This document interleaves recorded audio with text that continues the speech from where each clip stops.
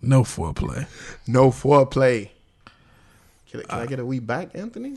You disgust me. Can I get a we back? We back. We bike. Thank you. Damn. You be having one job, bro. One job.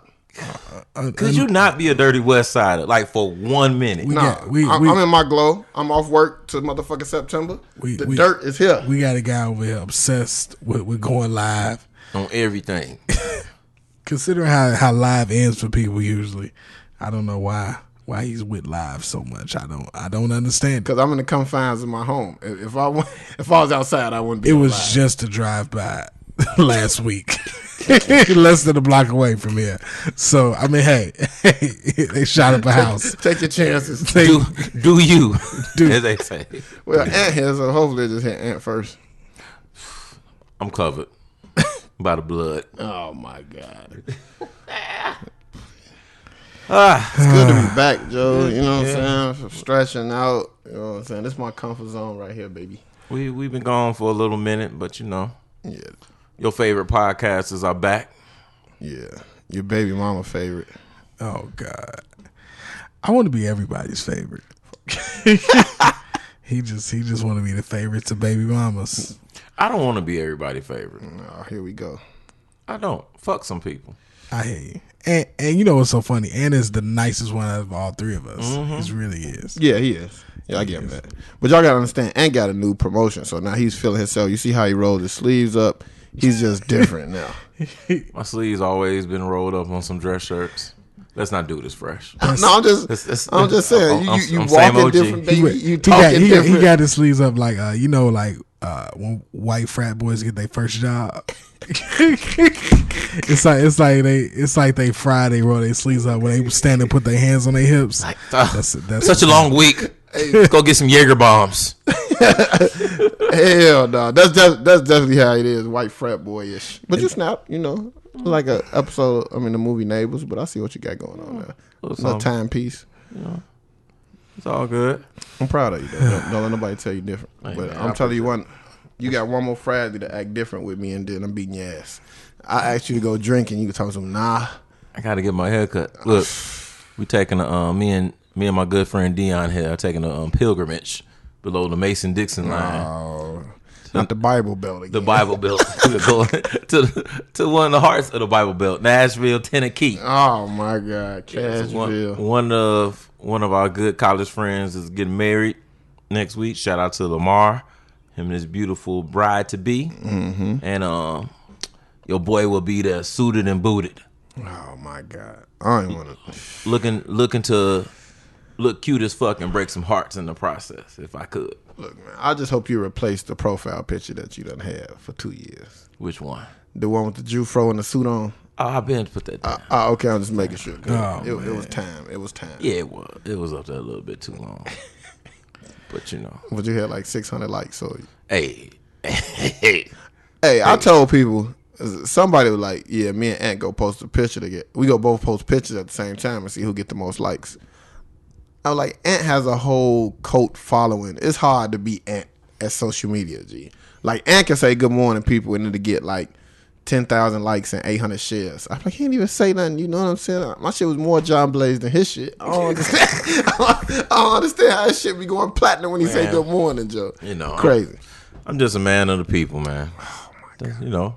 You do good by people, they recognize it. For the most part. I feel like I do good by people. You do. I ain't really met too many people who said they hate MP. Me and Dion, on the other hand, yeah. I heard people say I don't fuck with that nigga. People told me they don't fuck with me to my face, so I know already.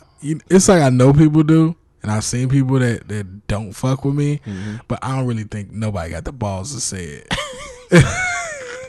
Like I don't think like a woman to say it, a woman to walk up and be like, I don't fuck with you, and then if she actually say it to you, really she just flirting hard. Yeah, I mean, come on, she's just speaking with their vagina when they. Oh yeah, when a girl say I hate you, that mean like if you say something else, we can kiss right now. Yeah, but I don't think it's no guy that'll walk up and be like, I don't fuck with you, because Mike in '87.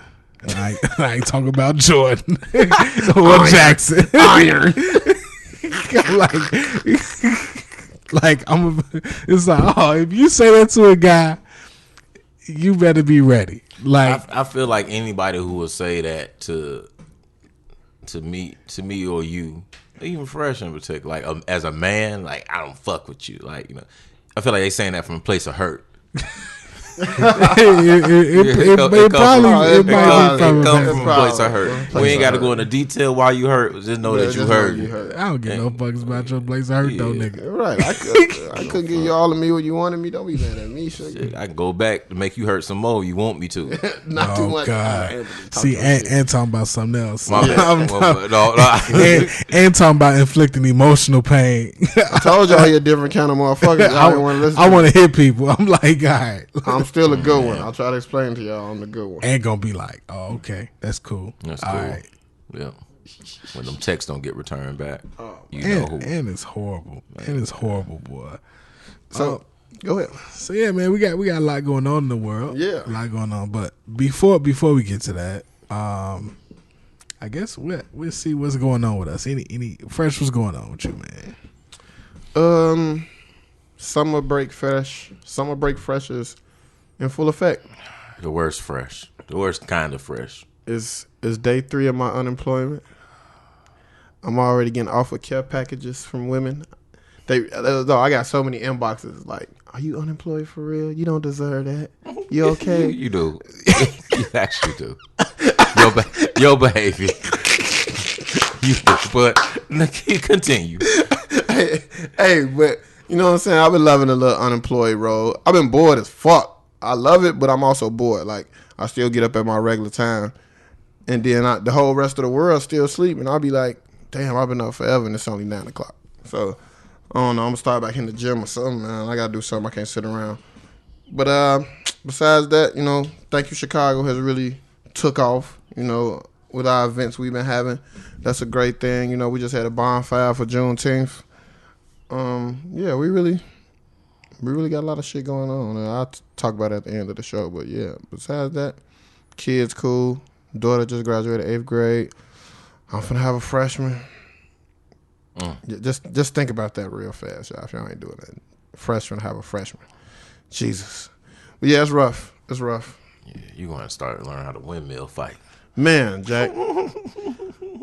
Father's Day was mediocre at best. I wouldn't say it was mediocre. It was mediocre at best. I don't feel like damn, y'all, my Father's Day was excellent. I got barbecue steak and something. Nah, it was just another day. Shit, I came over there and all the women was having a pool party on Central. I'm like, oh well, fuck y'all there. I thought it was a Father's Day barbecue. But besides that, yeah, life been good. Anthony Joe Peterson. Oh yes. How's life been going for you? You know, life been pretty swell for me these days. Pretty swell. As Fresh alluded to earlier, got a promotion, so I actually started that today. So, you know, things are looking on the up and up. I can afford a couple of extra cheese sandwiches now. There you go. What else been going on? Father's Day was actually pretty cool for me. It was exactly what I wanted, which is a lot of peace, a lot of quiet. Spent time with my family, our annual barbecue. It was hotter than 3 fat women on the plastic couch last Sunday, but you know, we got through it. And what else going on? You know, parenting, the usual. No one has cut me yet in these streets, so I guess I'm doing okay. Yeah, that's it. It's a positive sign. So, Dion, how you been? I'm all right, man. I'm all right. You know, just trying to stay sane in the world of all the things we got going on. Yeah. Plus, you know, dealing with, you know, just your own personal life. You know, it's I won't say it's a battle, but it's definitely one of those things where you're like, gee, like if you turn on the news one day you be like, how the fuck do you like just watch all this shit and still be like normal? Like, I don't know how old people do it. Maybe because old people ain't got shit else going on in their life, and that's how they can watch the news a lot. Man, no, I have to literally unplug. Yeah. Like, I can't sit and watch segments. I'll read to a certain point. Like, I get the gist of it, and I'll move on. Like, Dog, that's what happened to me when I just took the hiatus off Facebook. It was just like I woke up one day and I was just reading Facebook, and it was just like, rest in peace, or my grandmother's about to die, or I've been in the hospital 6 days. And I was just like, Joe, look, you know what? I'm going to cut the TV off. And that's what happened. I cut the TV off. I took a hiatus from Facebook for about 14 to 18 days. I felt real good, too. I ain't deactivated. I just, you know what I'm saying, erased the app. But it was a nice little cleanse I needed, you know what I'm saying? And I'm celibate to Independence Day. All right, okay. I mean, it's not like people need to hear that, but okay. You know, I hate when people offer up lies. Offer up. I hate when people offer up lies.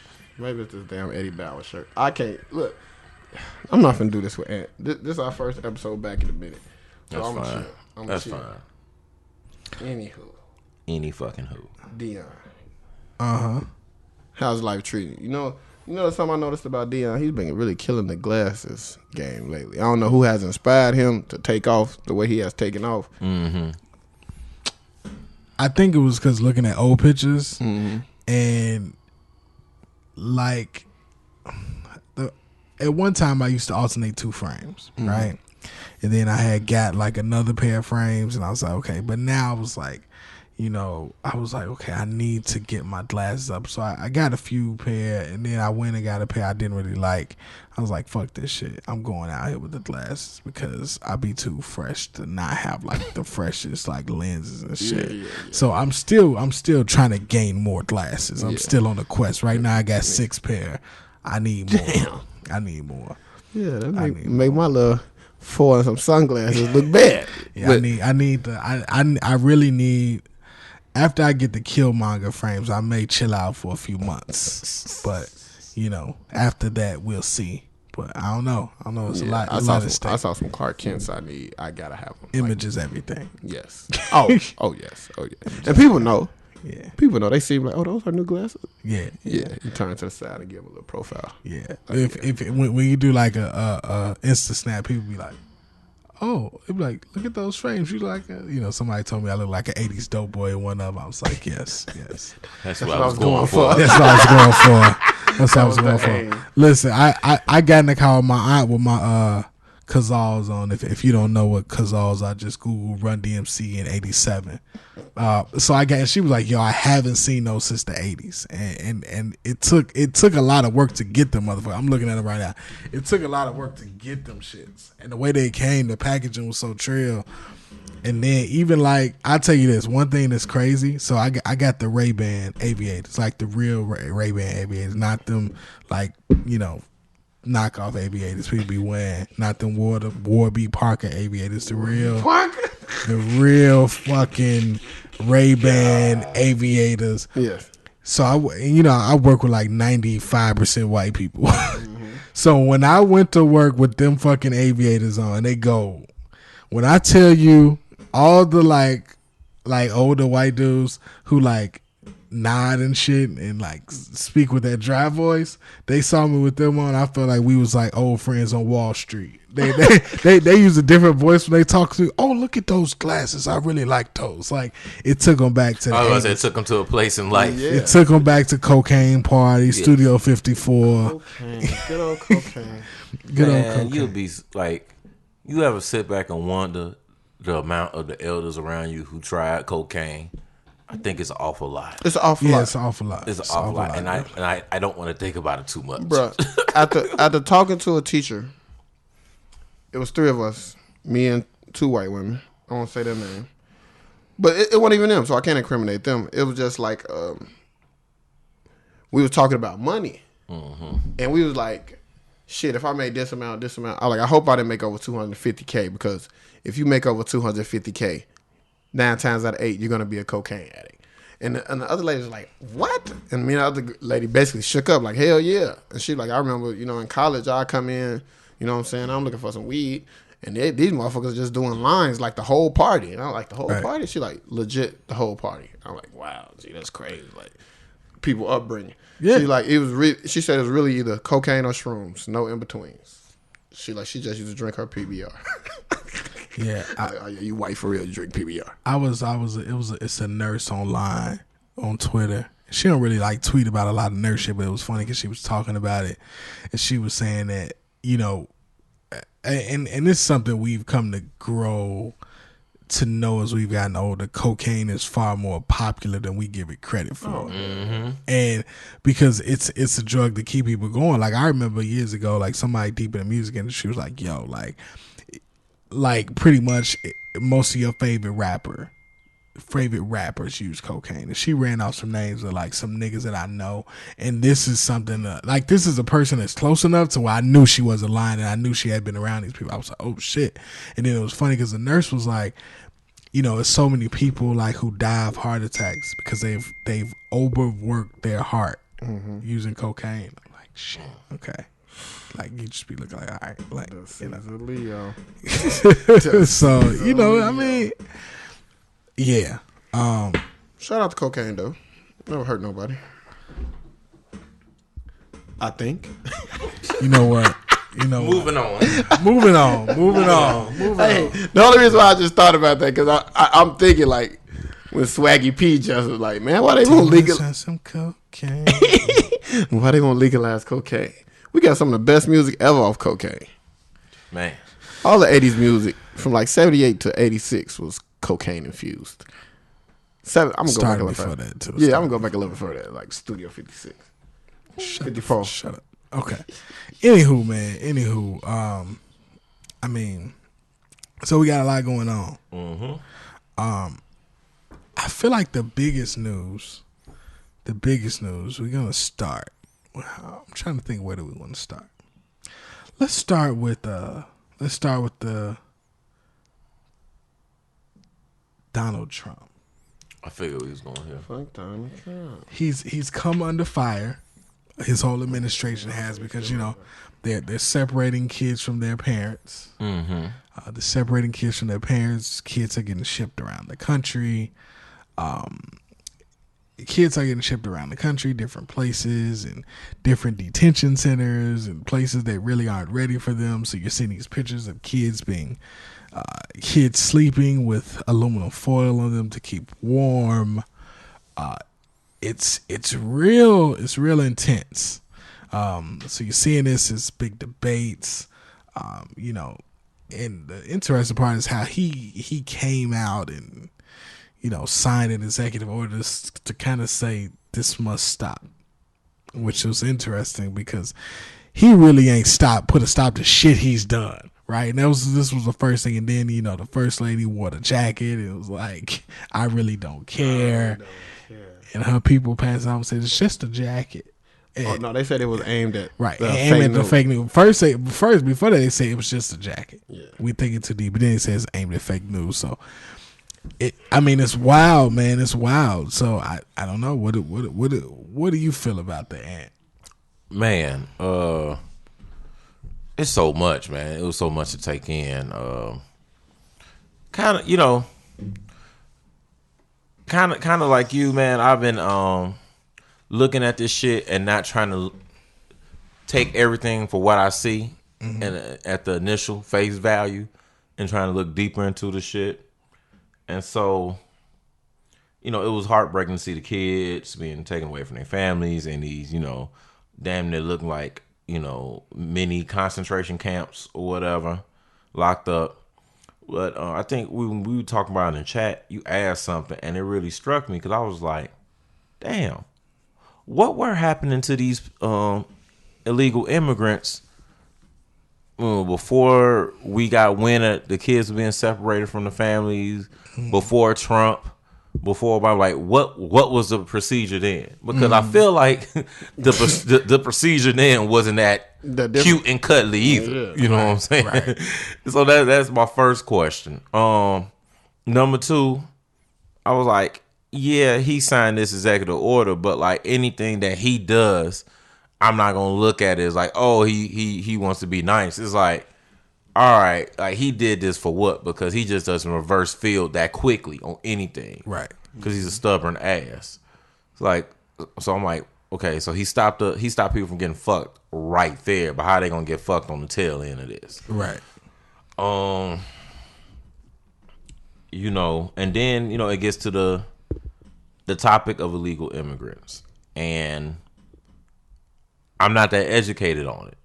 Mm-hmm. And so I don't know, I know we talked to Claudio about this on one of our podcasts. Maybe not even the illegal immigrants, but like about like ICE coming into, the communities in Chicago and taking, people from their families, not necessarily the kids, but like fathers being taken out of their homes. Right. Right. Mothers being taken out of their homes because, we look up, and of course the humanitarian side of us says like, oh, we shouldn't snatch anybody up, we shouldn't do this. But then there's part of me, and I don't want to sound like a bad guy or anything like that, part of me is saying like, well, don't we have to have some type of check and balance? Maybe not this like drastic or crazy, of course, but like everybody, essentially can't come in the country like that. Like, I know we're supposed to take in refugees, we open our doors, whatever, but like, when does it stop? When does it stop and we feel as a people like, okay, this is a humanitarian way to go about it? Is there a humanitarian way to go about it? Right. Or is any solution, suggestion that comes up from any president going to look inhumane? It's just that we hate him so much that it's just going to look like this is the worst shit ever. Right. So those are my thoughts. But I think with anyone, this would kind of look like the worst shit ever. Yeah, and I think, and that's what I came to in my mind. Like, I think, if anyone, like you say, if anyone would have did this, whatever they chose, if it was publicized, this would look like the worst shit ever. This just looks really bad because when you put children on the face of it, it looks 10 times worse. But again, what did they do in the Obama administration for shit like this? So I posted a CNN interview that I watched with a border patrol agent, and it was interesting because he talked about it, and what he taught, his interview almost damn near is what took me over the top, because I was avoiding a lot of this because I felt when I saw it, I said, I don't know if this procedure drastically changed or Trump said, go enforce that shit, and this is how they enforce it. So it took me back. They were talking about the border patrol agent on CNN, and certain things he said during that interview. He said, man, people haven't seen what happens at these borders. He was like, because it's not like that. He said these people are not entering through the quote unquote port of entry. He said they're trying to enter through different ways and like different terrains that you shouldn't really go to. He was like, so you see kids die. You see people send their kids there alone. He was like, you see people send their teenage daughter, since they know their daughter's going to get raped on the way. He said they send them with Plan B pills because they know they're going to get raped on that path that they're taking alone to cross the border. Wow. So it's like twofold in the sense of like, you have to think what these people are going through to say, this is what I'm going to escape. But then he's like, man, this could really be a different situation if they enter through the quote unquote port of entry. So I don't know what that looks like. But he was saying these situations are very dire, and he said this is not an administration thing, and he wasn't speaking for Trump or Obama, right? He said this thing transcends terms. He said this transcends presidential terms. Yeah. So it's interesting because we're like, man, Trump is this bad guy. But the one thing I'll say about this, I think is the positive part, is that this can be the tipping point to action that changes things. And the reason I say that is because right now, if this was something that was happening, but it wasn't as publicized, or it wasn't happening as much, but it could have happened due to Obama being president, but now Trump is enforcing it. Is this the time we step back and we say, because our laws reflect this, how do we change that law? Like, what do we do going forward? Like, do we say, hey, if we snatch people up, like, you know, what are we doing? Do we take them to the port of entry? Like what exactly do we do at this point? You know, I don't know, because I don't know, you know, the exact reason behind all these things happening. So, but I'm just wondering what's going to happen going forward. I feel like we've just been slapping Band-Aids on the shit for so long that the Band-Aids are becoming like way ineffective. And then another thing is, you know, like Dion said, a lot of these kids are just getting sent like by themselves. Like, hurry up, go, make it. And they actually have a program for these kids. It's called the Unaccompanied Alien Children Program. And the thing is, a lot of people are not being reunited with their parents because the parents are getting caught on the other end and being locked in facilities. And once you're in that detention, you can't be a sponsor to the kids. So it's like, so that's a double whammy, because a lot of kids can't get reunited because their parents are in jail. Right. And if they don't have any family members who are suitable sponsors, then these kids just like SOL until they find, you know, just like anywhere else, they just in a foster home until they find a suitable suitor. Right. So that's another side of the coin that people don't speak on either. Right. Like, I mean, these kids sometimes they aren't coming by themselves, or their parents are getting booked too. So it's kind of fucked up all the way around the board. Yeah. Yeah, I think this is one of those situations where what we see is fucked up, but the other solutions behind door number 2, 3, and 4, it ain't good either. It's still crazy though, man. Like, I'm reading about this shit, like there are no answers. Like, I mean, no one knows like when the kids will be reunited with their parents, if they'll be reunited with their parents. You know, what they know right now is the zero tolerance policy has been, has been halted. So we'll see what happens after that. But still, shit. Yeah, I mean, it's rough, man, because it's one of those things where, you know, you look to find a solution, and I think the thing is, the one thing I really feel like the solution for this is not going to be one that people really fuck with. You know what I'm saying? I think it's going to be something that's going to definitely hit us, and we're going to say, hey, you know, we don't know what the situation was, like, you know. And I think if the solution comes under this administration, it's going to be super interesting. You know, and I feel like too, like, I think people are conflicted. You know, people don't necessarily know because, you know, in a sense, we all would like, I would ask people, you know, do you say everybody can come? Like, you know, like, what exactly are you saying? Like, how does this work? Like what does this process look like? Like, I always feel like that's something that needs to be addressed, you know, or thought about. And that's a hard thing. That's hard. So tough. Right. It's so tough. It's so tough. It's so rough.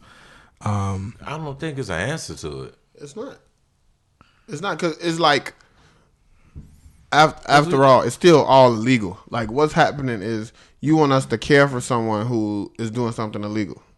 You know what I mean? I mean, from the kids getting sent by themselves to the parents being detained. I mean, this isn't like unlawful. Well, probably what Dion said. He said they was coming at things, just grabbing people before, or like snatching people up or something. We was talking about that in the chat, and they were talking they was just grabbing people or whatever.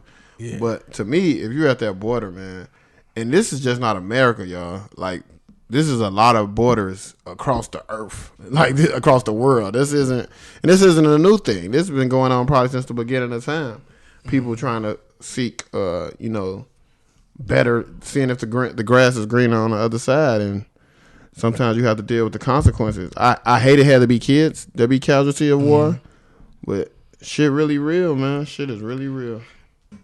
I remember watching a special a while back on Vice. It's funny because Vice actually has a special about this tonight where they follow they follow ICE agents. So I'm gonna watch it later on where they follow ICE agents, and they going with ICE agents on raids and everything.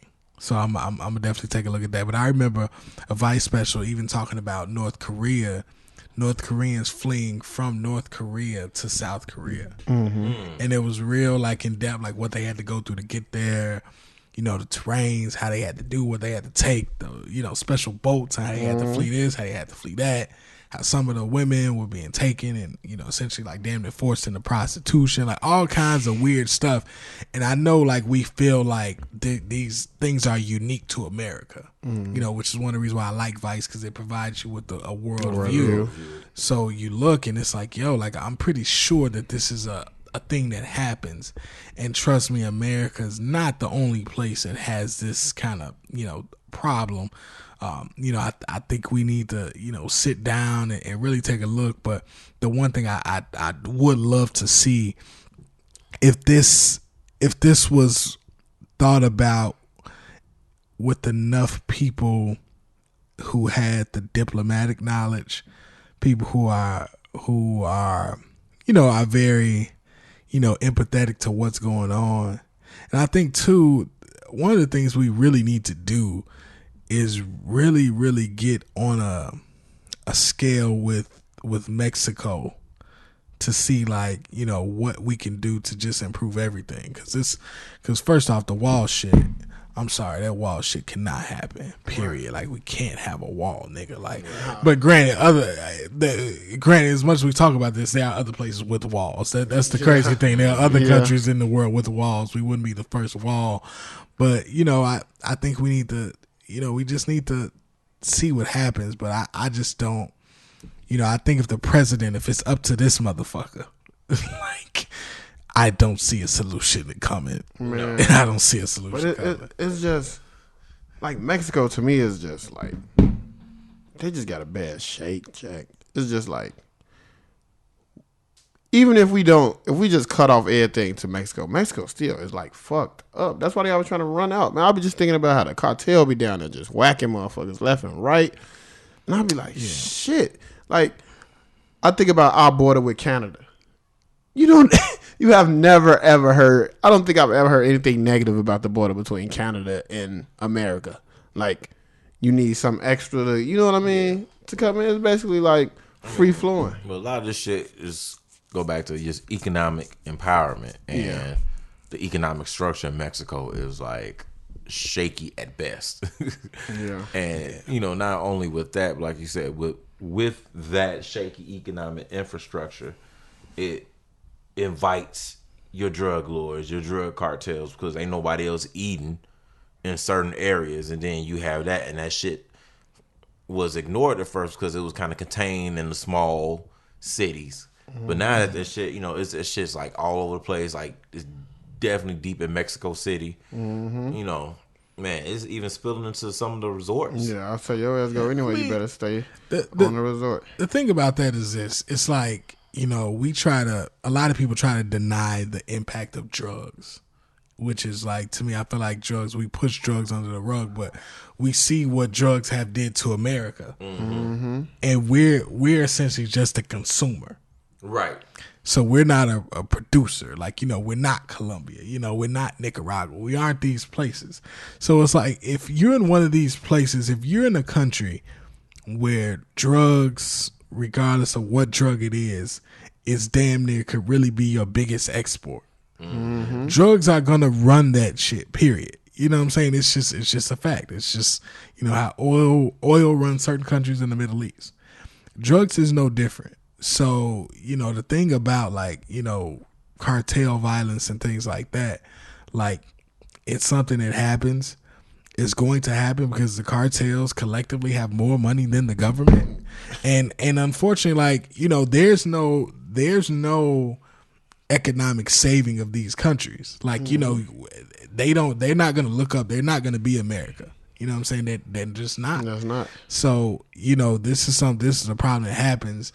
And, the thing about the cartels, I remember definitely reading years ago, the cartels in the deep South, the cartels have taken over some places. Yeah. Like the cartel is definitely in America. It's taken over some cities. It took over a city. I don't remember if it was in like deep Texas or New Mexico, where the cartel killed about 5 sheriffs straight. And they know, and what they would do, they would rent out houses, and they would it would be young boys in the houses that they knew they were killers, straight killers. But it's like they live in a house, they kind of run dope through there. It was so many boys that there was somebody always up. They pretty much sat there, ordered food, cycled dope through the house, and played video games all fucking day. Damn. But I can see that though, Jack. Yeah. But my thing is this though, right? Why the world want to address this problem? Because remember, it was a world problem when my boy in Colombia, Pablo, right? You know what I mean? We got to go over there and get that. Oh my, he got too much going on. Right. Why don't nobody else got too much going on? I think Buddy only got popped off because he was in the cities. El Chapo. Yeah. It's because the world doesn't want to. The world essentially doesn't want to admit to what I call the vice economy, right? So we don't want to admit how much it's like one thing I feel that is interesting. We don't want to admit, and when I say we, I just talk about society in general. We don't want to admit that certain things drive the economy when they do. Like we don't want to admit how much sex drives the economy. Oh yes. We don't want to admit how much sex is being bought. But we'll easily say porn is a $10 billion company, $10 billion industry, and that was years ago, right? And that type of shit only grows. Yeah. But nobody's gonna say like there's no tally on how much is being spent to buy sex. I mean, it's the oldest profession. Right. So, I mean, nobody wants to say it. Like, nobody wants to talk about it. We're going to sweep it under the rug, act like it don't exist, and act like these kind of little, play pussy laws we have actually do something to it. But we know that it does not. You can shut down 100 Backspaces, 100 Craigslist. Listen, that's a hand in hell sale any day of the week. Right. So, regardless. So it's like you got that, and then you have the fucking, and then the other side of that, we don't want to, like, as much as we talk shit, we act like, drugs is something new or like it don't exist in the levels it exists on, but drugs is always going to be here. Always. It just takes on different forms. There's different drugs for different times, but ain't no drug went out of style. Like, nope. like ain't no drug went out of style. If it did, it came back. Right. If it did, it came back, so it's like weird parts. So we don't want to sit down and say, hey, people are going to pay for their vices and do whatever to get their vices. So as long as like the people at the top, the smart people, the governments don't want to admit that shit, honestly, those vices are going to have a way to have a real adverse effect on society for a long time. And that's just it. And unfortunately, you got to deal with what the fuck happens when everybody's denying what's really going on. Yeah. That's crazy. Please don't take your love. Man. Here go. That's crowd. That's the only song I like. But that don't mean it's good. That do. Yeah. No, that don't. It's good to me. And Rolling Peace. Rolling Peace is catchy. Yeah, but that's not his song. Like, I know, that's what I'm saying. Right, we heard Rolling Peace before he was on there. Fuck him. Listen, I don't care. So if you didn't know, right now we talking about XXXTentacion. I never knew how to say that shit. Thanks, Dan. Yeah, XXXTentacion. Say extension. Nah, I say attention. Nah, he's a young rapper. He was murdered this week in Florida. All the rap community now is pouring their heart out to him, saying he was taken too soon. He was 20 years old. He was shot and robbed.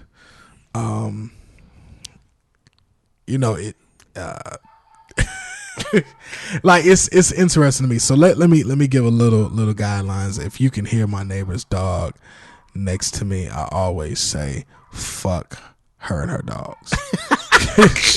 she has like 3 dogs that are like 4 pounds, and she will leave them out in rain, sleet, and snow. Shut the fuck I'm up. dead ass Shut serious, the and they fuck bark up. all day, But anywho, man, so this rapper, XXXTentacion. Do y'all mind if I give a little history lesson on him? Go ahead. We got some time. So here's the thing about XXX. So he's from Florida, as people say, Broward County.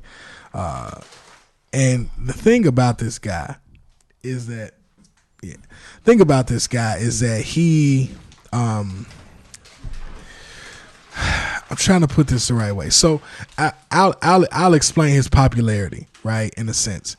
So XXXTentacion, he was a SoundCloud rapper, just like everybody. There's thousands of SoundCloud rappers. It just is what it is, which I think is a great thing because now you want to get past the gatekeepers. You put music out, you put it on SoundCloud. If people like it, they like it. If they don't, they don't. Mm-hmm. It's just a natural thing. I know a lot of people take it like a bad thing. I think it's actually a great thing. Right. So he's SoundCloud rapper. He had some fans, in the thousands. People who definitely followed him, liked his music. He got popular to me based on 3 things. Mm-hmm. The first thing that kind of took him over the edge is what I call the Drake effect.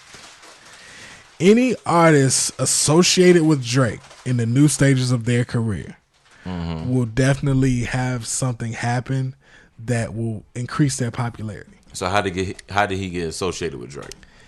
He got associated with Drake. Most artists off of a feature, whether it be Block Boy, JB, other people like that. So it's a feature. Extension had he had a song called "Look at Me," and there's a song on More Life, I believe. It's definitely on More Life. I'm trying to find the song right now, where it was a snippet of this Drake song played on somebody's IG. And when it happened, everybody said, wait a minute, Drake's biting Extension. That's what they said. It was like, Drake's biting Extension. So it happened. The shit came out. It was like, okay, people were like, I'm trying to think, is this? Yeah, it was on KMT.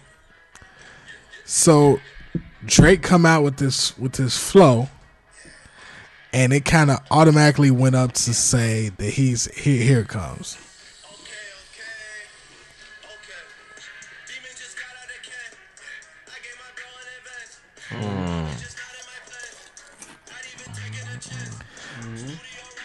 Okay. I can see it. Yeah. So Drake did that flow, right? So then you have this. Yep. Go crazy, shorty.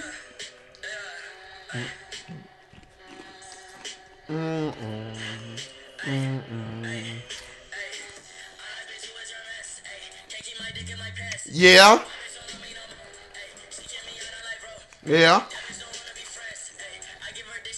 I can see the flow similarities. So that happened, and so literally at that point, everybody, it kind of went out to the internet. Everybody ran with it. Even before More Life came out, because they heard the snippet, and it was like Drake took Extension's flow. Mm-hmm. he and which was funny to me because the flow is not Extension's. That's actually Lil Uzi Vert's flow. Oh wow! Right. So it kind of Lil Uzi Vert, Young Thug, that's their lane. And so essentially Extension fans got a hold of it, and it was like all of a sudden you had these new Extension fans overnight. It's sorry if I say Extension, but XXXTentacion. We know what you're so talking about. All these fans came about, and it was like, yo, like who is this guy? Who is this guy? Who is this guy? So he got a lot of fans. And then what happened was people started to dig into his history. If you know him, I posted an article. He has a very, very troubled past, including some real serious domestic violence things that he did with a former girlfriend, things that she has pictures of, physical evidence of. Mm-hmm. And kind of what happens, you see a lot of these new rappers have that, whether it be XXX, whether it be Kodak Black. It's like real serious like crimes towards women. NBA YoungBoy. These young rappers have a lot of like, you know, domestic violence, sexual assault type charges. So just to give you a proper scope, you know, apparently he definitely punched her in the face. Like, you know, I think she had an orbital fracture. Apparently during this process as well, like he beat her so bad one day. And then also he raped her with an object. It was either a fork or some type of like wire brush. Got her pregnant. He beat her up. Apparently he threw her down the stairs. Like, you know, dude basically went super savage on this girl. So it was just a real kind of rough life that was happening for her. The flip side of all of that is that because he had been to jail, that got him automatic credibility amongst his fans. Craziness. So they kind of looked at him and was like, oh, he's real.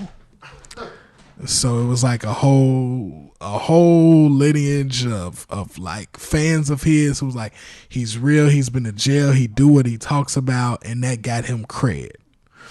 So he went from those two things, and you know, his fans terrorized the girl. It was like nothing that people had really seen. Mm-hmm. So he got that. The third step to his kind of, you know, extension, I'll say, is that what he talked about in his music, which was what a lot of people talked about. He talked a lot about, no, this is number 2. What he talked about in terms of what he battled, whether it was, you know, everybody loves the drug culture. Now everybody's a druggie. You know, the dope dealers are pushed to the outskirts of the rap game right now. So you got all the druggies. So he talked about using. He talked about, you know, depression and mental illness. Yeah. And everybody's like, oh. That's why I hear a lot. Like, yeah. He really talked about mental illness and shit. Yeah, you know, he talked about being depressed and shit. But, you know, it's like, all right, nigga, like, whatever. Like, you know what I'm saying? Like, because, you know, all the tweets and statuses I seen was, oh, this song helped me get through. I heard this song by him and it helped me get through.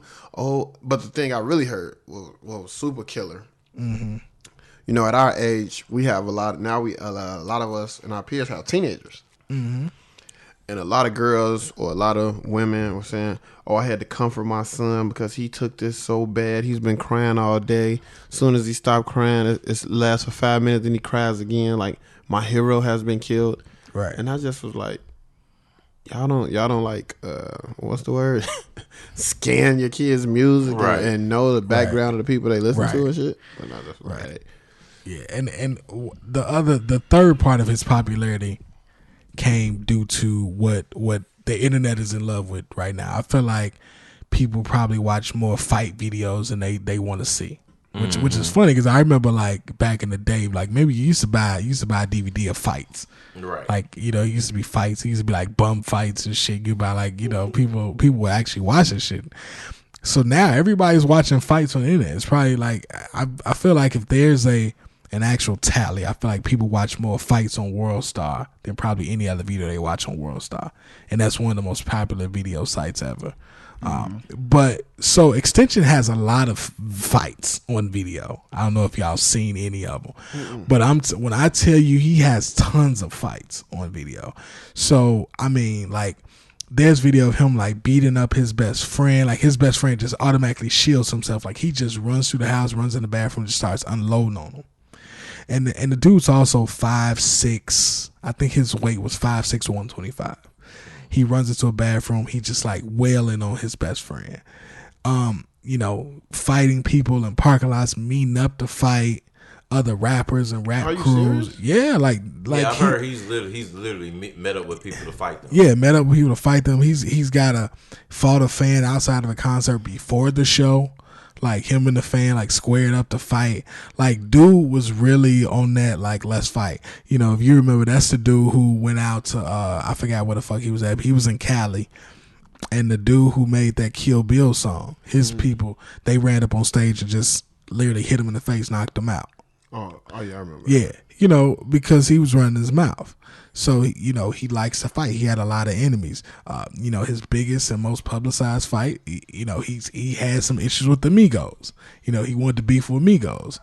So him and Takeoff got into fisticuffs, and the Migos. If you know anything about the Migos are never alone. No. So it was like him, his friends, and then him and Takeoff was fighting, and then the Migos also got big ass security guards. Security guards got involved, and it was interesting because he was like, yeah, I got him on the ground, I flexed his ass, he talking shit, and it was funny. I remember Whack 100. Who's the game manager, who's also a Cali OG, like regardless of what people say, he's an OG in Cali. He said, yo, like, homie was in fights with people where it should have been squashed at the fight, but he continued to be disrespectful, so homie had enemies. And if you know anything about the Migos and Whack relationship, that's their West Coast plug. So ain't nobody gonna touch the Migos in LA, but that's just a little random thing. So yeah, dude had lots of fights. Like, you can literally go to YouTube, type in XXXTentacion fights, and there are gonna be clips for days of him fighting. So I mean, he had lots of enemies, and it's weird that to see so many people attracted to him, but it is because essentially the one thing about him that I feel like is interesting is that his musical success was very real. His album 17, so that was his album before his last album. So his album 17 debuted at the number 2 song and number 2 album in the country when it came out. So, country, not like country, not hip hop, not rap. Period. If we had video, I'm probably making the face. Most people in my age group were probably making hearing it. It's like, the fuck? What? Because the thing about that generation, like, we're still what I call the terrestrial generation, where we still are driven by terrestrial radio traditionally at our age, in our 30s. His generation, they don't need radio play. They don't need radio play. It's like even they just announced last week, let's say kids are watching 40% less TV than they just did 5 years ago. But they're watching all the mobile videos. So that's why Instagram released a new platform with the mobile video. And so I just say that to say, like, his generation, so you'll never need to hear him on the radio. You wouldn't know he exists. But literally, he had the number 2 song in the country. And just to give you perspective, I'm not saying this as a knock to Kanye at all. Kanye debuted at number 2. And that was his album before his most recent album. His most recent album was number 1 in the country. So he had 2 albums straight, number 2 in the country, number 1. Debut off the top. And these albums never left the charts. Like, they just stayed there. That's crazy. And his streaming numbers, after Death, his streaming numbers are up 5,000, like almost 6,000%. Percent. Wow. Like, that young, who you don't think about having no policies or no estate to leave stuff to. So right. So I'm pretty sure everything's gonna go to his mother, whose name he has tatted on his chest. But I mean, yeah. So essentially, he was murdered in South Florida. I know there was a lot of knee jerk reaction. Essentially, now we see that he was. Essentially, they say it was premeditated is now what they're calling it. It sounds like they may have stalked him to rob him, which, I mean, the thing about life in general, anywhere, if you're still in a place where people feel they can touch you, they're gonna try. And apparently he was around that day with a Louis bag full of money, and people knew he had a Louis bag full of money. And the dudes pulled up on him in the truck, and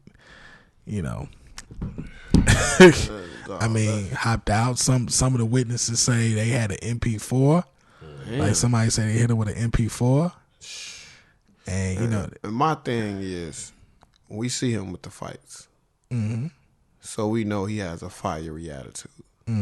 So when you're trying to rob a guy like that, does he humble himself, or does he continue to be that same fiery guy? You know what I mean? Is he like, man, y'all ain't getting shit. Like, fuck, y'all gotta shoot me. You know what I mean? You ask yourself them kind of questions. Like, I tell people that all the time. It ain't about being a hoe. It's a difference between being scared or being a hoe and being smart. Right. Right. I'm over got an MP4 to your head or M4, whatever you said. Right. I can't even keep up with these kind of Call of Duty guns. Got that to your head, bro. It's a time to say, you know what? I lost this battle. You won this one. So I just hope that young man, you know what I mean, wasn't still being super macho and talking shit. But I do think his death is a sign of the times. Like, he gets killed. I wonder if anyone called the ambulance. See, like, everyone just instantly pulled out the phones. Like, instantly. Like, Tentacion been shot. He been shot. Call an ambulance. They did. They definitely did. Because he wasn't even in that type of area, though. He was definitely in, he was in the white neighborhood, you know. But it just, you know, I think one thing, like, those things happen so fast, you know, and it's one of those things, like, here's what I can say, because there's a lot of criticism about that. If somebody's shot, I can't say that I know how to help them. I can't say that I know how to save them. And people are like, well, people could have did this or did that. Everything we learned about trauma is coming off TV. Like, I don't know, like, in random old health class in high school, they say, hey, you should make a tourniquet. I don't know, like, nigga, I'm not Dr. Quinn, medicine woman. Right, like, all I know is dial 911. Yeah, or try to put pressure on the wound or clap. You know, you clap to try to keep them from, you know, passing out. But besides that, I ain't shit myself I can help you with. Yeah, I think the thing that's really lighting up the internet at this point is all these talks about, like, you know, his legacy. Yeah. Because a lot of people are pouring out and saying, like, oh, you know, who knows what he would have been? He was only 20 years old. Yeah. He's been an ancient individual. Look, I've been saying this shit too, right? And I watch Joe Budden talk about this shit. I've seen these rappers, pouring out like, oh, he was so young, And my thing is, man, like, yeah, all this. I mean, it's PC. Everybody saying this shit to be cool, but like, you motherfuckers don't really think he was gonna change. Right, he was an angel. He was an angel, like And this is my biggest thing. Be like, man, like. All y'all saying this shit, any of y'all ever reach out to him like, yo, why you a dumb motherfucker? Like, chill the fuck out. Did you see the meme they put him with the Malcolm X and Maya Angelou? Oh my God, no. I did. I saw that. At age 20, if you would have killed Malcolm X at age 20, I heard about that. He would have been a pimp. If you would have killed Maya Angelou at 20, she would have been a prostitute. You do know people changed. I'm like, oh my God. Man, please. Like, fam, like, people die young. You hate that they died, but like, that don't excuse the fuck shit that they did. True.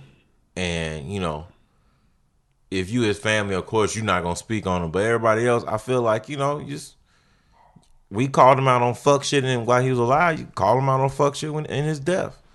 He was a very fucked up individual, and he led a life that. Unfortunately concluded in a way that doesn't surprise anyone. No, that's definitely true. Yeah, I think what happens, everybody bring about this whole like thought process of like these drastic changes, right? Which I get. You wanna. Some people have that natural. I want to assume the best, right? But me, on the other hand, I'm sitting there really thinking about this shit. Like, when that shit hits me, my thought process is like, yo, like this is a little off. This is weird. And because I look at it like, we know more, people who was fuck niggas at 20 who stayed fuck niggas for a long time. Bruh. Like, and probably still fuck niggas. Like, I'm pretty sure like my 90-year-old great uncle could tell us about a fuck nigga who stayed a fuck nigga. Like, you know what I'm saying? Like, I get it. You want to say, well, he could have did this. He could have changed. Well, I say this. Ask the girl who he fucked up. Ask some dudes who've been fighting what they think. Because regardless of what you say, little homie just got hit with other charges in December for trying to coerce and threaten witnesses to his case. Like, this was December. This wasn't December 2016. This was just December 2017. And they have recordings of him threatening people and coercing witnesses. And see, here's the thing with all this. Like, he could change. The change we talk about with someone like that going to someone like Malcolm X or, Maya Angelou.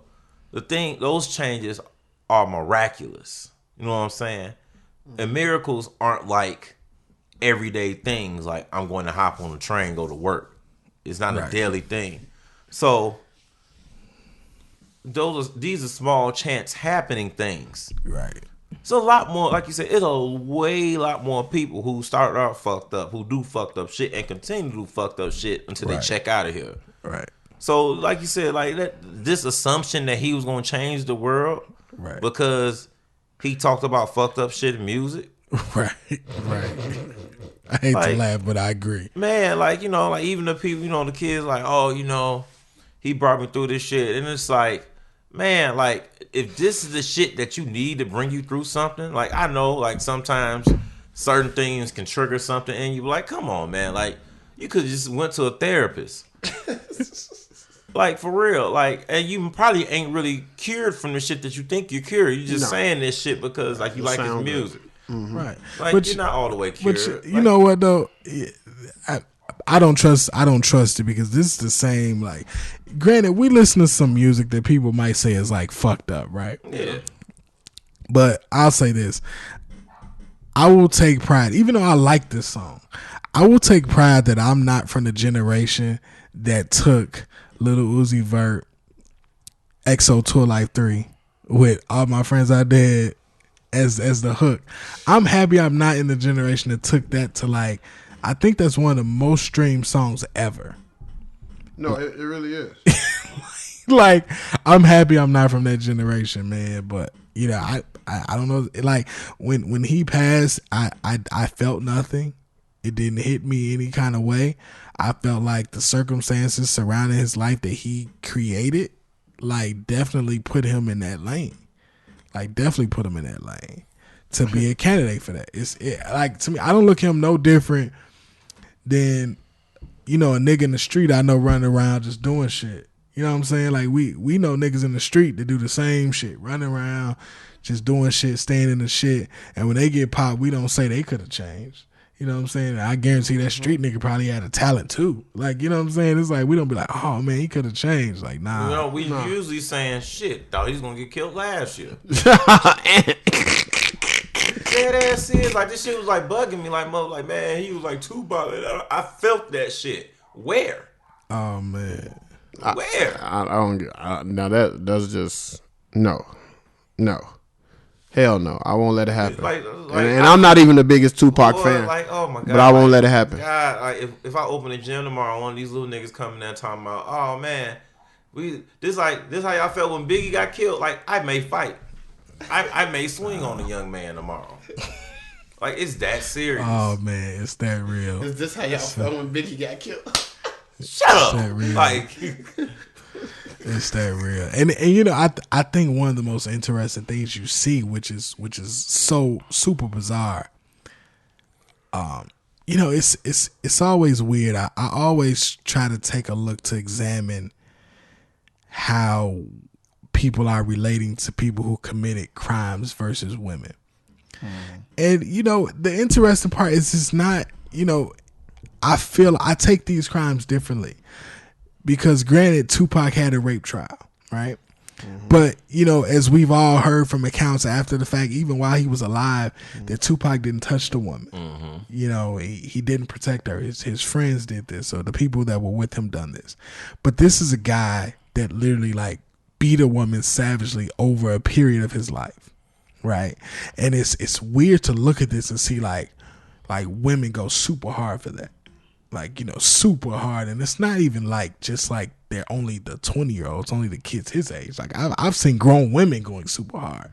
I'm baby girl, this he's a savage woman beater.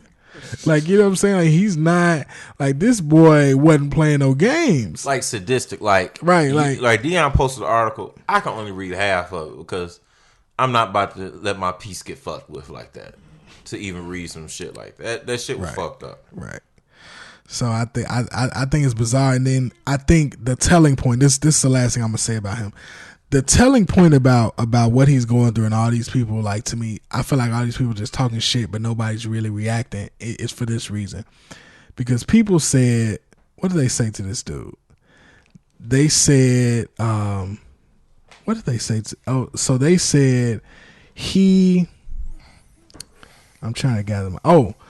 So like Fresh said, all these people, all these celebrities got all this to say, but they didn't reach out. Mm-hmm.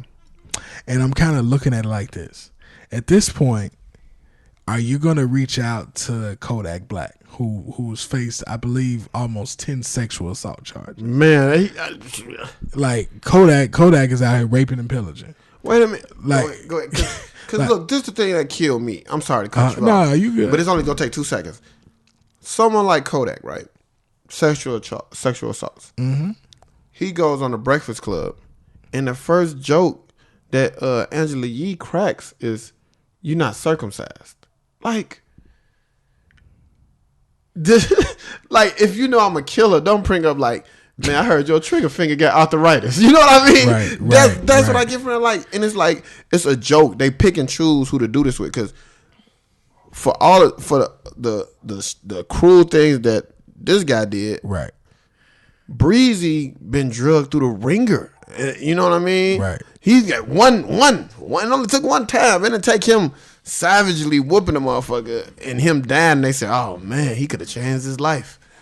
You know what I mean? Right. But you can get back to it. To it. I mean, you know, and I look at it like all those people who got this to say these positive things about this guy, especially the celebrities. I always look at the celebrity men, that especially the celebrity men that we know got, you know, daughters, and not like a daughter is, you know, supposed to shift your whole outlook. You should have had this outlook before, essentially. But are y'all gonna reach out to the NBA young boys of the world who you saw on video, you know, whooping the girl, dragging it? Like, you know, are you gonna reach out to the boys who having these issues now? You know what I'm saying? Are you gonna reach out and mentor? Are you gonna pull them to the side and say, "Hey, I think you should try this path"? You know, that's something that's really telling, and I think that'll be interesting to see. Wow, but yeah, that's all I got. That's all I got. It's the truth though. I mean, that shit bananas, Joe. That shit bananas. Like, you would think how big an issue domestic violence is now he wouldn't see the light of day. Right. But I feel like they used him like sort of like the old rockers, you know, the shock value. So the thing about music today, and we often say, and it's really music anytime, when you are able to get, Joe Budden said this, but this is the thing that you always said and know. When the right people back you, the right shit can happen in your career, regardless of what the fuck is happening. Because when somebody looks at Extension and says, "Man, this dude, his popularity online is incredible. If we give him the platform, that's all he needs. If we give him the platform, we're gonna make some money." You know, so it was like that's a great thing to them. So, you know, when you look at him, I just felt like pulling him up here. So, the thing about him just as a person is that one thing I saw, which kind of took it to the next level, TK. When TK had his situation, and, you know, TK is accused of killing 2 people, like cold blood, set up murder. TK essentially was like, you know, at a point where he was, you know, he didn't really have of course he didn't have a record label or anything like that. And next thing you know, I remember there was a rumor that TK had got out of jail because nobody had heard of TK because he was under the hole in Texas. Next thing you know, TK got phone privileges. He giving interviews over the phone. He all visible. Then there's a remix to his song with major record label artists on it. And I was like, yo, like somebody said they can make some money. And you can have somebody sign a contract in jail. Like, that's just natural. So I was like, somebody got to him, said we can make some money, and that's what they did. and you know and in return we'll get you a pay lawyer. You know, something simple. But it's like when people realize they can make that money, they like, all right, fuck it. You know what I'm saying? They're gonna exploit whoever they have. Right. They're gonna exploit. They're gonna get to the money, man. That's crazy. Even though the race is cold, but damn. You know what? The thing about I'm one of them people, like, now as I'm older, it's hard for me to separate. Mm-hmm. You know what I'm saying? So the race, I get it. When it come on, my head nods, but then I got to stop myself because I'm realizing he's talking about running from the law, but killing somebody that they set up to kill. Yeah, like it's like what? Like it's a real person who died behind these songs. Two people. Yeah, who ain't here behind this song. So it's like, regardless how cold it is, man, don't play that shit. Like I just be feeling like that. Like, please don't take your life. Oh God. Okay. So, man, I got a question. Go ahead. Question. So we gonna pivot this because I feel like, man, it's been like depressing. Yeah. Right? It's heavy. This whole episode. Whole episode's heavy. Kids and death. So here's my question. Jay-Z. Sean Carter. He's been he put out an album with his wife. Mm-hmm. We don't even necessarily have to talk about the album right now. Okay. However, this photo shoot binge that Jay-Z and Beyonce been on, these photographs been quite questionable. Oh, quite questionable. Oh God. Your daddy and his new young girlfriend. He's been first it was like him and her in the bed. Then it was the one where you see he was blowing the weed smoke in the air. He was like, okay. Like he looked like he like Frank Lucas with a young chick for real. Mm-hmm. So yeah, I mean, so we seen the picture of him holding her in the tub. Looked like he like baptizing her or like in the water, whatever that. Whatever to teach him how to swim. Right, like he was like had holding her above the water. It looked like he was on an apology photo shoot. How do you feel about these photos, Fresh? How do you feel about it? I told you it's kind of disgusting. I'm sorry. Like, I know everybody's like, oh, it's so tasteful that they take it. But you ask how I feel. I didn't say how they good pictures. There'll be good. There'll be good pictures if it was fucking Sierra and Russell Wilson. This is past your prime Jay-Z, built like a dyke. Oh, I'm sorry. I can't say that word. We'll edit that out. We won't. Built like Manny Fresh. We'll say that. Can I say that? You can say, listen, y'all gonna boycott Fresh and Fresh only if you want to boycott. Okay. Back to the show. Back to it. But Jay-Z has passed his prime on these shots. And then he's with Jay-Z. I mean, then he's with Beyonce. And it's feeling like it's like a young woman trying to keep her old nigga young. And it's not working out. It's not coming together like she planned. It's weird because you know what? I be looking at Beyonce and I be like, man, she like her prime gonna be damn near forever. Yes, she definitely like she on the Claire Huxtable plan. Yes. Yeah, and I be looking at Ho like, Ho is aging rapidly, like rapidly. It's like this is where like the ugly catch up to you. And I know, like, you could say, like, ain't no such thing as, like, an ugly being. Like, cool. We get that. I hear you, Hov. However, it's, like, a certain age where, like, even, like, certain age where, like, it's going to catch up.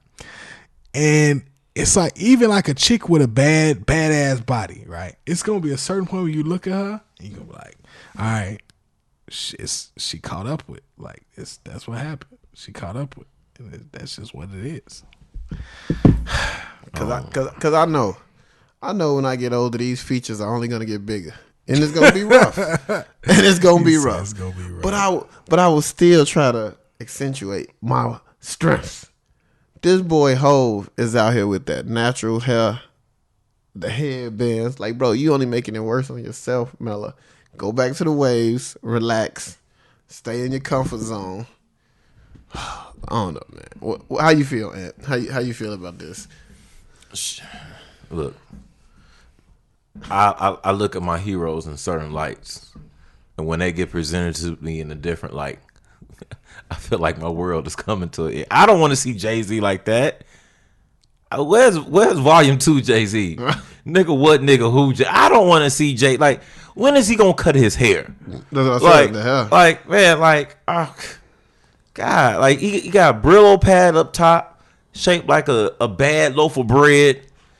And, like, you know, just, these were not his ideas, these photos. These are not his ideas. And he didn't fight against it enough. Like, man. You think Tata then was laughing? Oh, laugh they ass off. I know if these was my friends, I know the jokes would be flying. You know. Here's what I feel like happened. I feel like B probably ran the idea, probably actually passed Tata them first, and he looked at her, he was like, "This motherfucker." He was like, "You serious?" She said, "Yes, I'm serious." And she said she probably hit him. He said, "Nah, don't make him do that." And Beyonce probably looked at Tata and said, "That nigga owe me." And Tata probably just didn't say nothing after that. He was like, all right, like, you gotta take this L here, big dog. Like, hold on to it. Or they heard it and tapped each other like, yeah, that'd be a good idea. Like, just for the shits and giggles. Like, oh my that's God. the only way she gonna forgive you, brother. That's the only way she gonna forgive you. Whew. That's rough, man. But shout out to Beyonce ad-libs on the album. Make you feel good as a man. Like a lot of her albums, like oh my God. It was on 444.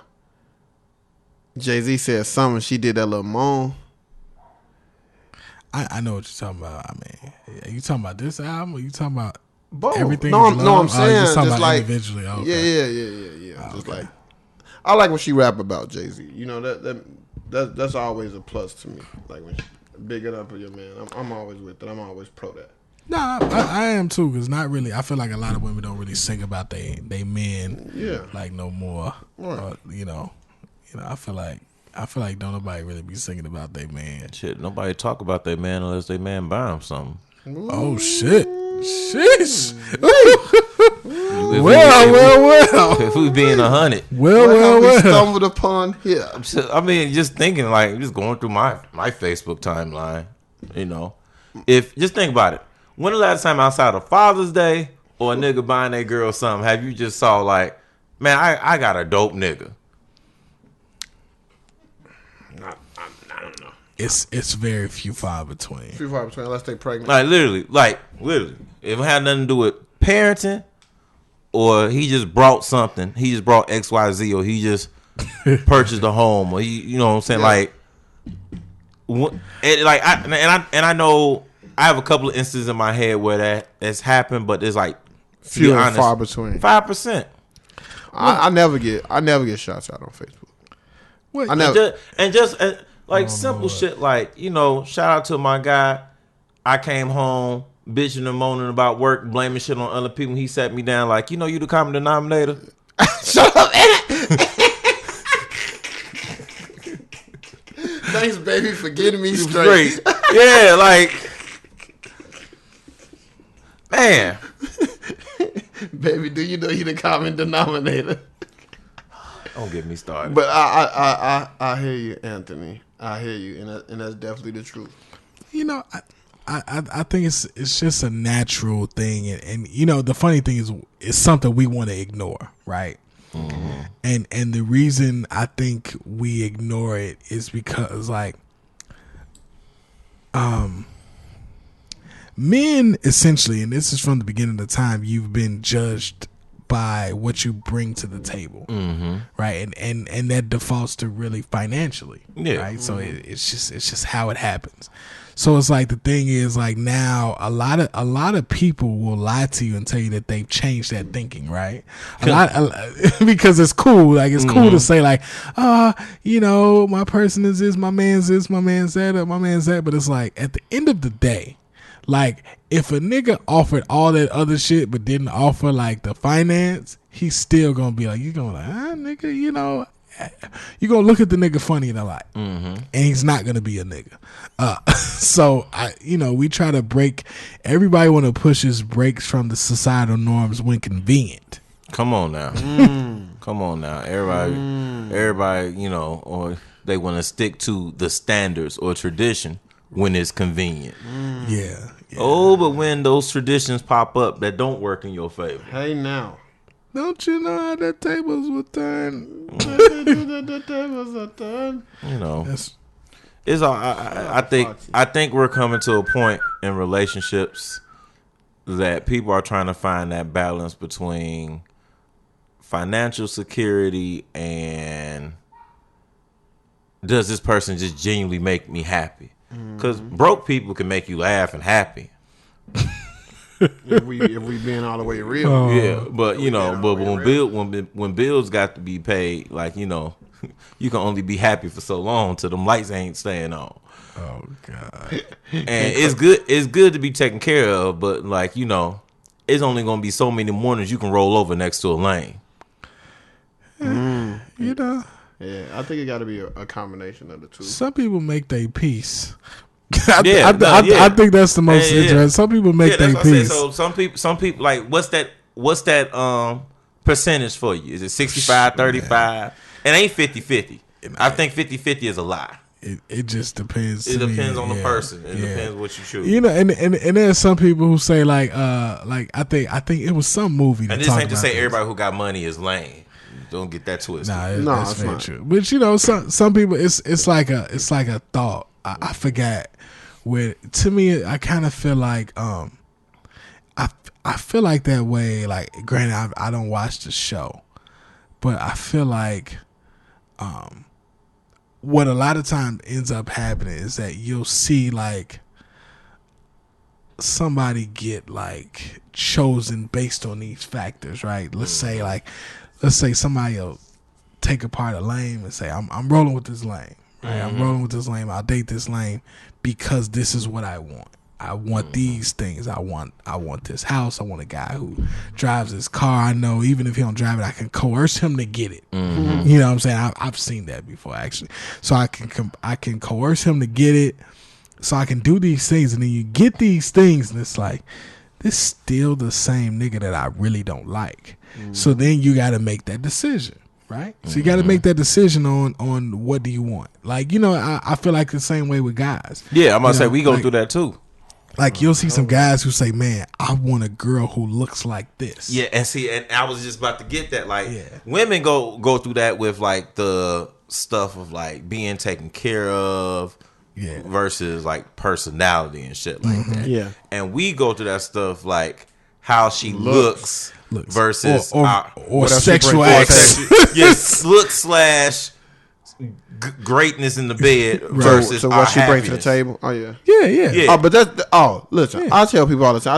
I tell the ladies at work because I work at a job mostly with women, so we always having these kind of discussions. And I tell them all the time, you ain't seeing too many men wife ugly women, but you will see a woman and be like, how in the fuck is she with him? Like, you don't never really say that with men as much. Like, you will see a woman with a big guy or a guy who isn't really easy on the eyes, and you be like, damn. But us, yeah, we much more shallow than women. But think about it like this too though. You think we more shallow? When it comes to looks. But here, no. don't think so. I we think shallow so to a easily. degree. But here, I think so easily. here's I think it's not even close. Fresh, think about No, I this don't though. think so. All three of us. Think of the finest woman you ever laid with.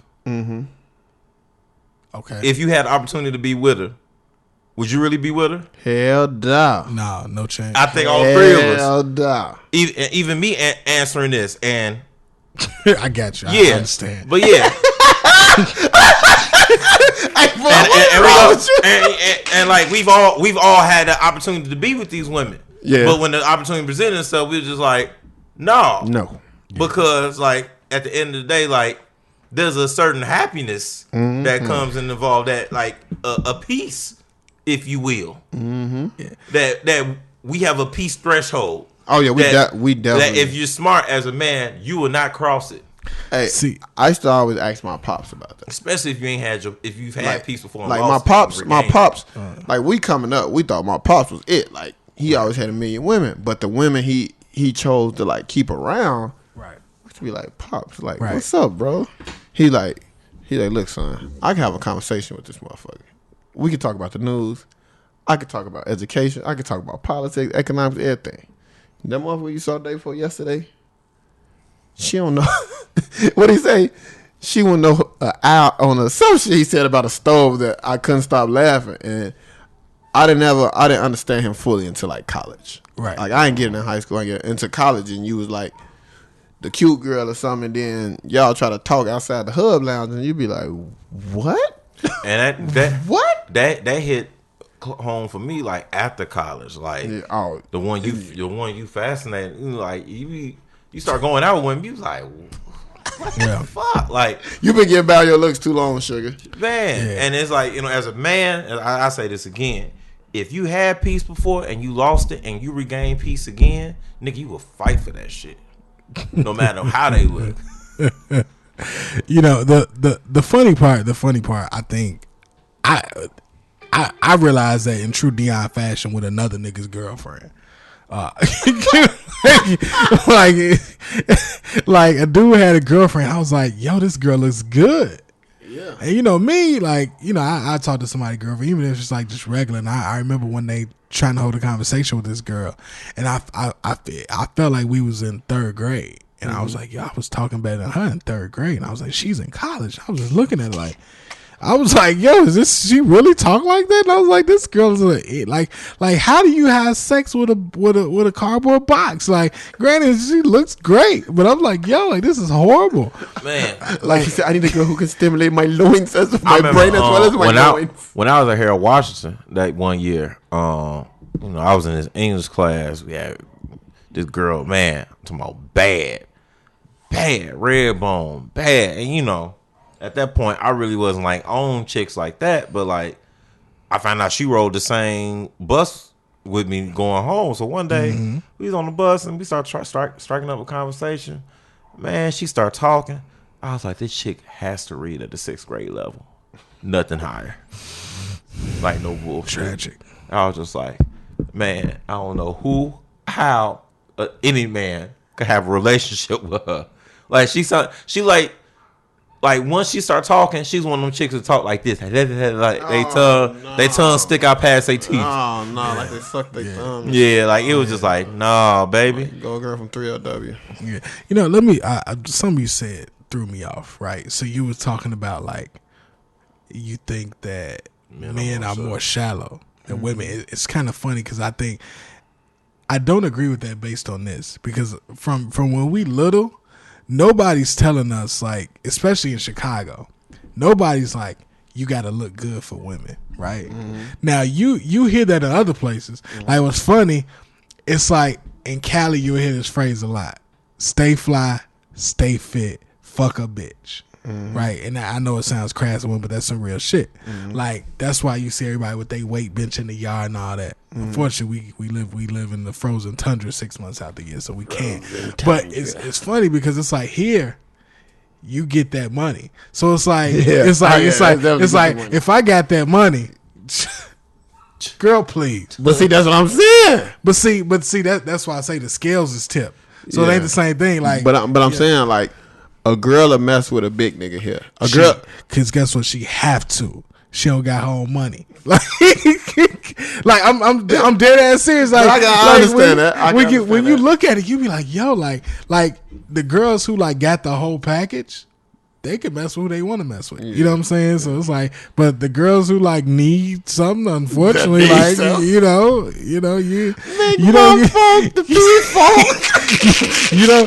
get the pick who you want to get when you need it. Excuse me, baby, I got enough to feed the needy. Like, if you get out the needy class, you can pick who you want. True like, indeed. Granted. Oh my God. So Chicago women, y'all need to get it together. Y'all don't got nothing like Cali women.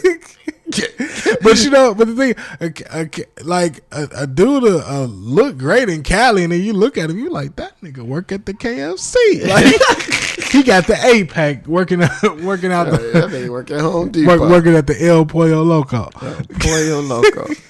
Compton swap meet. Joe. I mean, it's just lifestyle difference. Like, She don't got a choice. Oh, it's one of the things you just gotta determine what's important. Because it's just like guys. Like we've all had a 10 that we could be like, if I just wanted to like be with the bad chick for the sheer fact of being with the bad chick, I can do that. But she'd be like, man, this girl that's a 10 makes me miserable. She turns me into somebody I don't want to be. Like. Everybody know me. I am a peaceful person, Joe, and I just don't like arguing. I remember back in them days, my backsliding days, just to be like, Joe, I'm not finna argue with you. We're not even together. What are we? I got a question. This may shake up the podcast, but I need honesty on these. Oh yeah. Think of the baddest chick you ever have, and think of the best version of yourself. Right. So the best version of yourself is a 10, and the worst version of yourself is a 1. The baddest that you ever like had. Give me a number on a scale of 1 to 10. The version of yourself you were with her. Woo! At the time. At the time. If we are being honest. If we being honest. Uncloak the real Aunt P. If we are being honest, she got a 6. Okay. But I will say, for the majority of the time, I was honest with her about what version of me that she was getting. Okay. 6 is high. For me, I think I was definitely. I don't think I was a 4, and not because of physically or clothing, because I'm always dressed and shit. But it's just where I was at in life. I had just got out of college. I ain't had shit going for me. I was in my OG crib. Right. Gee, and when I say I was in my OG crib, I was in my OG crib right after my little sister. So it was like the walls were filled with like word up posters. Like it was fucking right. You come over there and try to visit me, you gotta look at Amari on them all day. You know what I mean? So yes, no like fear. Yes, like the whole fucking wall. John, the whole wall, like even my little sister, she gonna laugh when she hit it. It was all B2K. So right. I was living with my OG. I was working at Home Depot. And it was just a bad time for me, but I guess I was me. I guess the jokes were still the jokes, and I had a little money every now and then. Right. But I just know for me,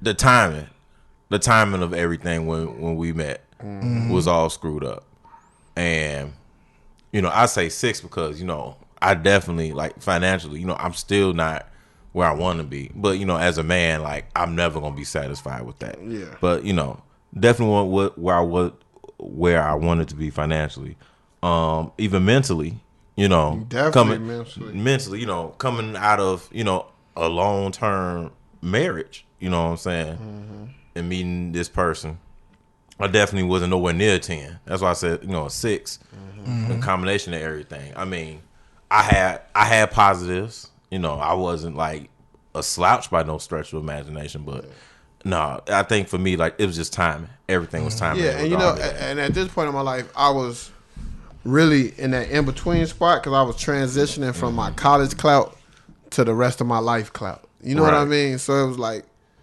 nigga, you still can't be the guy doing the 40s and roasting motherfuckers at the student center. What about you, Dion? I want to hear your take on this. I think I was a 9.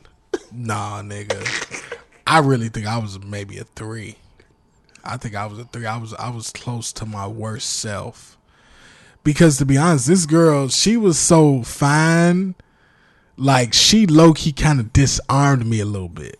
Like when I would be around her, I would be like, sometimes like when it was me and her, it was like sometimes I'd be, in my kind of low, and we had good times, but like it was other times where I was like, yo, like this is like really disarming me, because regardless of like how I felt about myself at the time, sometimes I wake up, I'll be like, yo, I'm the nigga. Some days I wake up like, man, I need to work on myself. And I think dating this girl put me in a position where I felt like, okay, I just kind of felt like what needs to happen or say, and we would have times we would be out, Where now I look back and I'll be like, yo, like I can't believe like this didn't happen or that didn't happen. And she would say things to me that I knew she was trying to get to other places and they would be off guard. We definitely had an incident where, if anybody knows me, knows that I'm not a jealous person. Like I don't think anybody who I ever dated would be like, yeah, like he's jealous. There was a point in time one day she made me jealous. And it was like in close quarters too. It was like a house party jealous. Yeah. And you know, when you jealous in a house party, it can end up like Men's Society, like Kane and Chauncey. Hey dog, you strapped? And you know what's funny? It was a house party. My homie was with me, and it was like it just felt weird. And like, you know how if you're at a house party and it's her house party, and some niggas come in and they really like, you know, was acting like they was the niggas, and you know, I was like, yo, like, do I got to send the deck up? Like, you know what I'm saying? Like, so it was like weird. Like it definitely took me to a version of myself that I just did not understand. And you know, it was like I was like, yo, I never felt like this. So it didn't really progress because I couldn't 100% be myself. And it was just super awkward. And then we would have times where we would both be together and both be ourselves. And I was like, okay, we have dope times. But yeah, like other times it was like, nah, nigga, like 2, 3. Let me see. You ever been jealous before, Ant? Yeah. Yeah. I don't think I've been jealous before. It ain't been like blatant, like outright jealous, but I've had jealousy over like, that should be me in that situation. See, that's and what bitch, you know it. See. Now this is my thing, because I don't think that's jealousy. I think that's just envy. Like, damn, I should be hitting her. You know what I mean? I don't think that's jealousy. That's just me like, fuck, I missed my beat or something like that. I think jealous is like when it's started, I'm borderline get to hate. You know what I mean? When it's spewing words bad. Yeah, and you know, I think with me saying that, it wasn't even like you said, it wasn't hate toward the guy. It was just hate toward like the situation. Yeah, I think like, you know, like when I think of jealousy, I just think of real like hating. See, I can tell you that I think I was definitely jealous because it was like it was a situation. It was a nigga move that I know that I would have pulled. Right? So it's like kind of like this. Like, you know how you ever been at a house party, and there's a rule, like if you're not official with somebody, it's a rule. It's a man code. I won't say it's a law, but if you the guy hitting a girl and she having a party, it's almost a law that you never go to the party. Yeah. Because if y'all like not really official, it's like a weird thing, right? So you don't want to go and be in there. Like I'm explaining because I know the women like, I don't understand this. Why wouldn't you do it? Nah, because like neither one of us are official. We both got people who trying to get in. It's too close quarters. It's a lot going on. Close quarters, and it's like, you know, you be ready to backhand niggas. So we had a party. It's like it was like a day joint. It's like they're popping as people, and you know, you in the party at that time during the day, and we didn't have the same social circle, right? So you look up and people are like, oh, like who is this guy? How do you know? And then it's like, oh, okay, so you automatically associated with a girl with the daytime crew. Then when the party like really getting to the point, it's getting to the night, the Royal Rumble, and then you look up, but then you see the niggas who come late. And when them niggas who come late with that fresh energy, like, yeah, I could just slide to your party whenever, baby girl. I ain't have to show up in the daylight. You know, I've been that nigga before. Yeah. Show up late, slide in, and you know, doing stuff like that. And it was weird because it's like it was also enough. It was enough energy off of me to niggas know like you couldn't touch her in front of me. You couldn't do none of that. But I felt like the sheer fact that you showed up to where I was with this girl I got something going on with at the 10 p.m. I felt like that was a problem. Like I'm like, this nigga got a problem. Now I know for sure I've been in that situation. I know I've been that guy. Right, come. like yeah, I used to gamble all the time. So I used to gamble all the time. You know, I call like, all right, I'm on my way. And she's like, boy, don't be all night because I know you gambling and it's a few people over there. You know, I'm like, who over there? There's a couple people over there. All right, I'll be over there. Right. Then you come over there, you make that interest, and it's that awkward silence. But it's like, yeah, it's time to go. Everybody else. All right, y'all, it's been real. I'm forgetting the shower. right. But yeah, I've definitely been in that situation. I've definitely been on both sides of that fence. Yeah, and then who got there late and the nigga who was already there like. And as a nigga who's done that move, who showed up late, like this, you know, and it's like, and then you sitting there when you're on the other side of it, you like, bitch, why you even invite me? You sit there, you first off you get the Arthur fist. Yeah. But then it's like, you know, it was funny because the best friend at the time, you know, was like, yeah, you know, I left kind of like in a, you know, a Dion way, like, you know, I left probably like Morris Day would have left, you know, when Prince took the girl, you know, Morris was out of there. So it was like she was like, nah, you know, it ain't like that, blah blah blah. Those just homies, and you know, I'm sitting there like, yeah, okay. you know, like, all right. Now, Joe, when that happened to me, bro, like, define anger, cause I wasn't jealous. I was just so mad, cause it'd be like, you can pull this shit with someone else. Dog, don't pull this shit. Don't pull this shit with Fresh. You know who this is. You know this. My presence is a present. So we over there. This college. She having a little card game. So Fresh over there. I'm playing cards. Nigga come in the door. She don't even answer the door. I don't know if she even text this nigga. Her roommate get the door. This nigga walk in, speak to everybody, and go straight in her room. Ooh, Anthony! She look right at me like, it ain't even like that. Bitch, what is like? This nigga's laying in your bed in his outside clothes. It's like that. It's like that. It's been real, sugar. So yeah, it's like that. So I'm leaving, and she trying to run to the door to give me a hug. Watch out, shorty. But I'm still gonna hit later on this week to let you know. You don't get a nigga back like that. You know what I mean? Yeah. And I wasn't even messing with her at the time, but I was. You know, it was that courting period, and then it was a nigga I knew. So that's super different. Imagine. You know. At the end of the day, niggas be knocked off their square a little bit. Yeah. But, you know, we bounced back like 4-5. Yeah, because it's hard. Imagine. I'm trying to see who your enemy is, but ain't your enemy.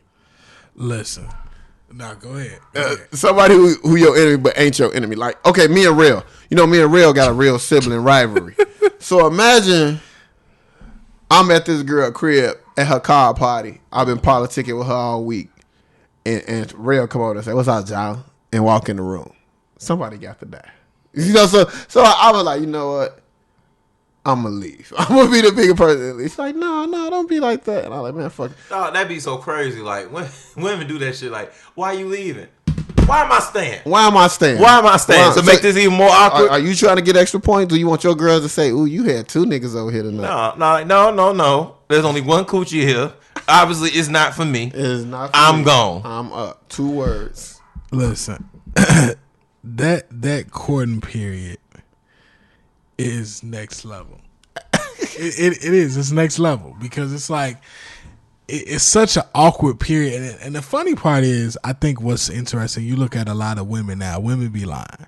You know, women be lying on the internet. Like women always want to tell you on the internet, like when they courting, there ain't nothing going on.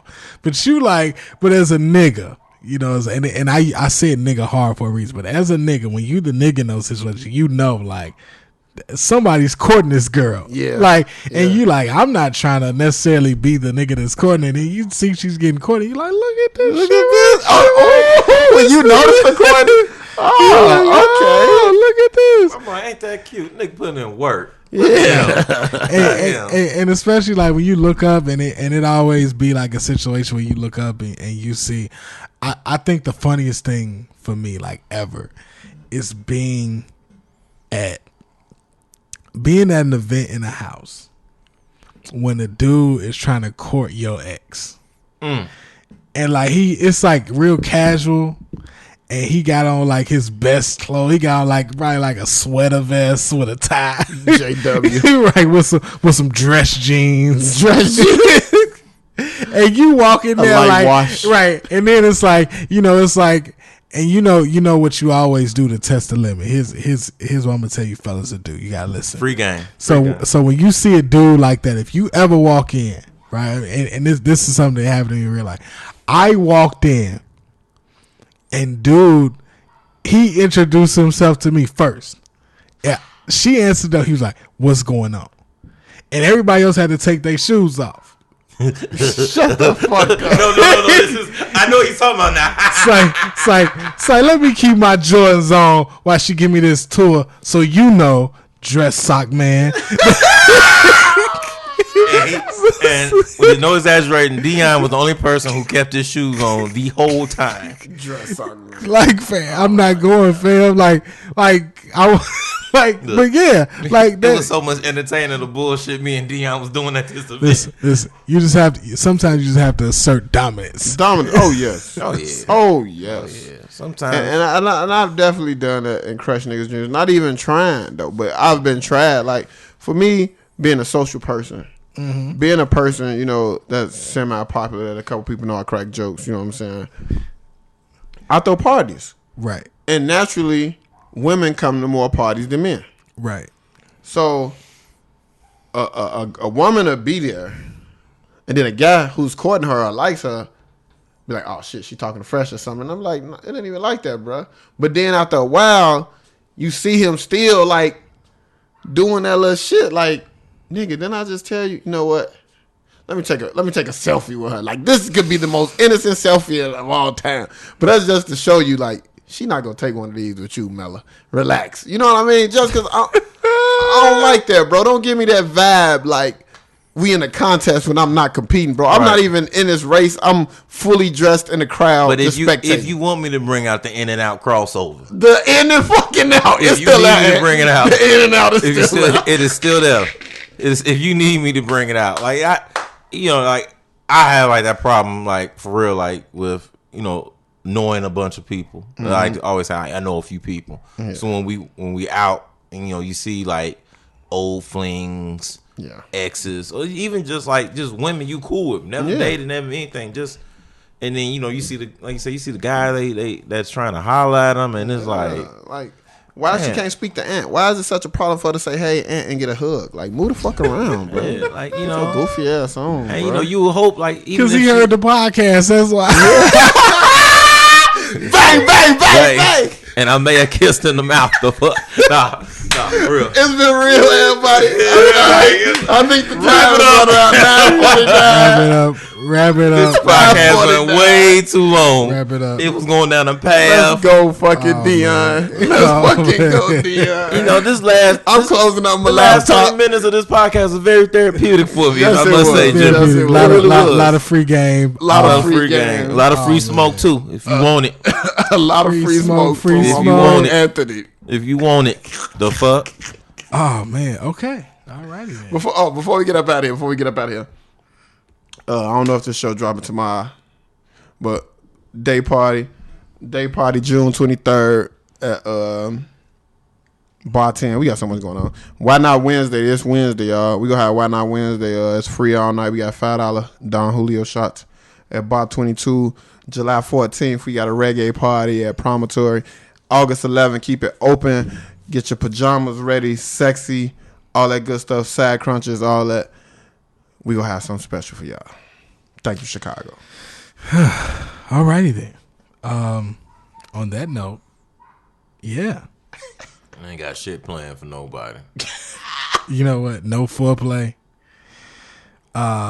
We out. No foreplay.